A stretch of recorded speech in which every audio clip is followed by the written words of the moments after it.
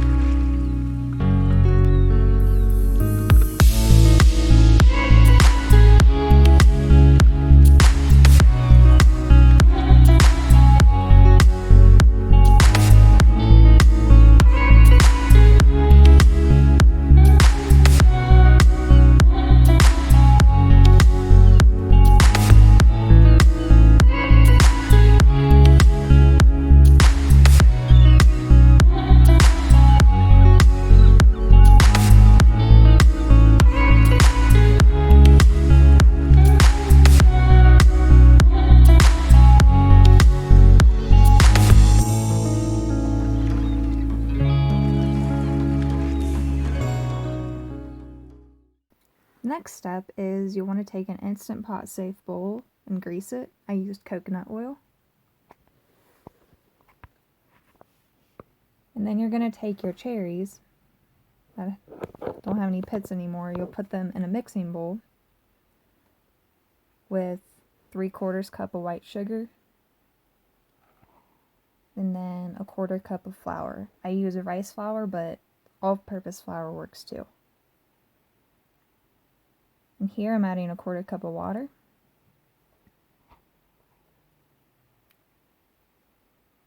And then you just give that a good mix.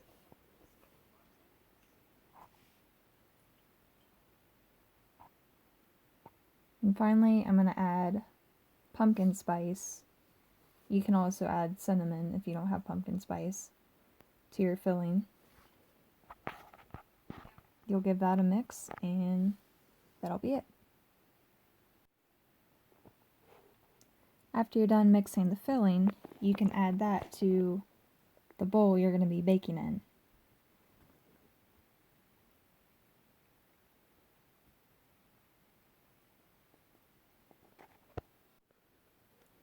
To save on dishes, I just use the same bowl I made the filling in. Doesn't really matter. You'll be taking a stick of butter, or 1/2 cup, and since I didn't set my butter out to soften at room temperature, I softened it in the microwave.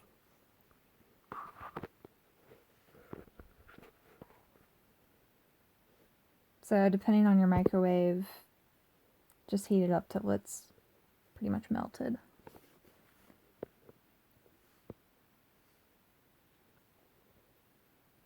And then, oh, I forgot to mention, this is the crisp part. And after you've melted your butter, you get 1/2 cup of oats. Add that to the butter. And you'll also be adding 1/2 cup of flour. Again, I used rice flour, but if you're not eating gluten-free, you can use all-purpose. It'll be fine. And the crisp also takes 1/2 cup of brown sugar.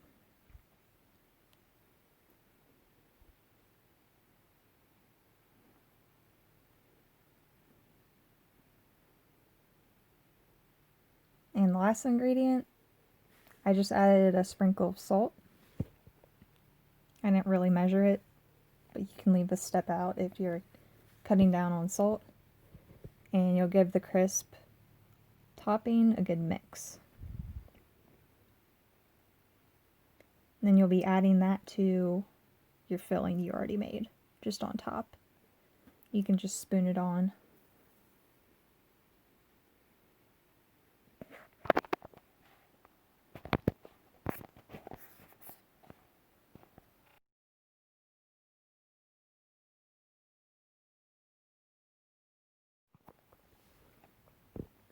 After you're done putting your crisp filling on top, you'll want to cover your Instant Pot Safe bowl with a piece of foil and just crimp it around the edges really good.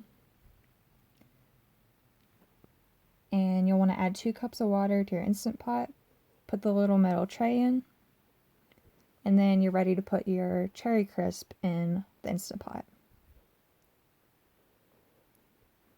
Close the lid like your normal pressure cooking, and you'll want to pressure cook this for 30 minutes. Now it's going to take longer than 30 minutes to cook this whole thing, so if you're short on time, feel free to bake this in the oven. I just bake it at 350 degrees Fahrenheit or until it's cooked. Since there aren't any eggs in the crisp, it's not completely time sensitive. But anyway, after your Instant Pot seals, which you just saw in the video, then it'll count to 30 minutes. After that, let the pressure release naturally for 10, and then you can release the pressure. But be very careful when you release the pressure. It'll be very hot.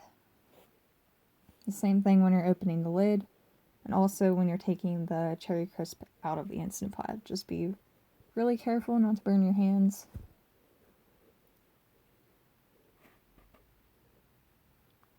Because there can still be steam when you open the foil as well. So open the foil away from yourself. And voila, it's done. If you prefer a more crisp top, feel free to crisp it up in the oven, but right now I don't have access to an oven, so this is good enough for me.